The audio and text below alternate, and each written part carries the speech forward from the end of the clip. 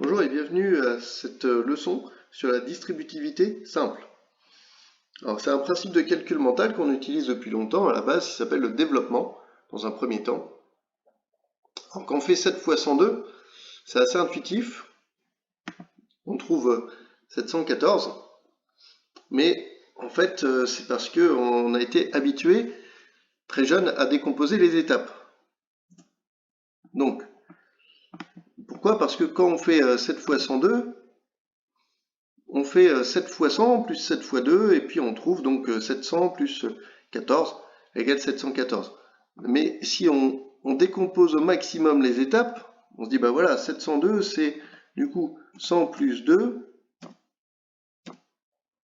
Alors du coup, je vais écrire après 7 fois 100 plus 7 fois 2 égale 700 plus 14 égale 714. Ce qui est, je vous l'accorde, beaucoup plus long à écrire qu'à penser. Et puis si je fais 9 fois 998, c'est un peu le même principe. Je vais faire 9 du coup fois, alors 998 ça se rapproche de 1000, fois 1000, mais il faut que je retire 2, donc je mets des parenthèses.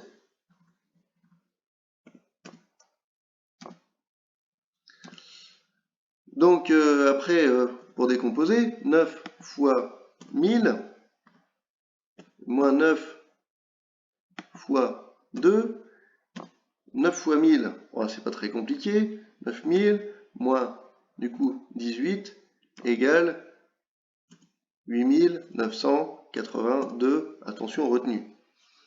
Voilà, des calculs que sinon il faut poser, et c'est pas très long à faire. Et quand on utilise le calcul littéral, donc avec des lettres, avec x, c'est pas plus dur. Alors, regardez comment ça se passe. Ici, j'ai 3 facteurs de 100 plus x. Et c'est même beaucoup plus simple parce que je vais faire 3 sur le même modèle qu'au-dessus, 3 fois 100 plus 3 fois x. Et 3 fois x, donc 3x, on l'a appris. 3 fois 100, 300, plus 3x. Allez, je vais remettre dans l'ordre. 3x plus 300. Et voilà. Puisque je ne mélange pas mes lettres et mes nombres, c'est terminé. On va faire le deuxième avec une soustraction. Donc 5 fois 1000 moins 5 du coup fois la deuxième partie de la parenthèse fois 2x. Alors 5 fois 1000, 5000. 5 fois 2x, 10x.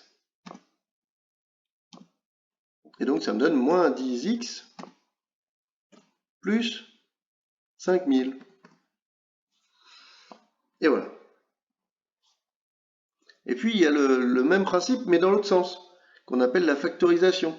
Alors toujours dans le calcul mental, si j'ai 7 fois 1007 moins 7 fois 7, je regarde que en fait mon 1007 moins 7, ça ferait bien 1000. Donc, et puis j'ai un 7 en commun dans les multiplications, donc je vais mettre 7 fois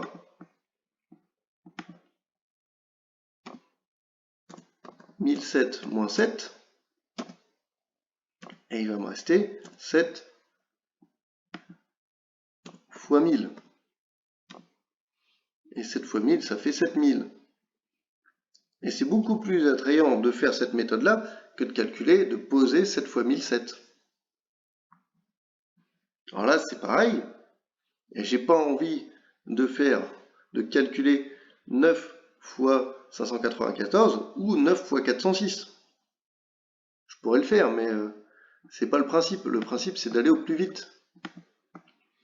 Donc là, je repère comme à l'exemple d'au-dessus, que j'ai 9 en commun. Donc je vais mettre 9 fois, et puis dans ma parenthèse, donc en fait, comme c'est un facteur commun, un principe de factorisation, qu'on est habitué à faire mais qu'on n'a jamais nommé comme ça, 594 plus 406.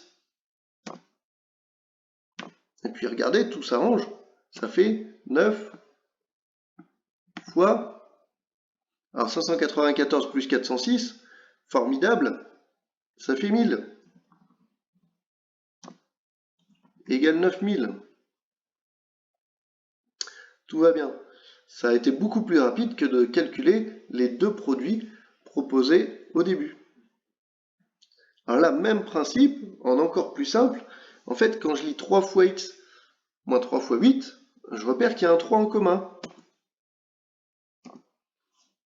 Et donc, qu'est-ce qui reste? Qu'est-ce qui est après, qu'est-ce qui n'est pas en commun? Il me reste mon x moins 8. J'ai mis en commun hors de la parenthèse, et dans ma parenthèse, j'ai mis tout ce que je n'avais pas en commun. Maintenant, dans la parenthèse, je ne peux pas aller plus loin parce que je ne mélange pas les termes littéraux et les termes numériques. Alors là, 9 fois 4 plus 9x, et bien 9, je mets ma parenthèse, parce que 9, donc, c'est ce qu'on appelle le facteur commun, et puis 4 plus x. Et donc, à nouveau, je ne peux pas faire 4 plus x, donc je m'arrête là. Voilà, merci de m'avoir écouté. Bon travail à vous. Au revoir.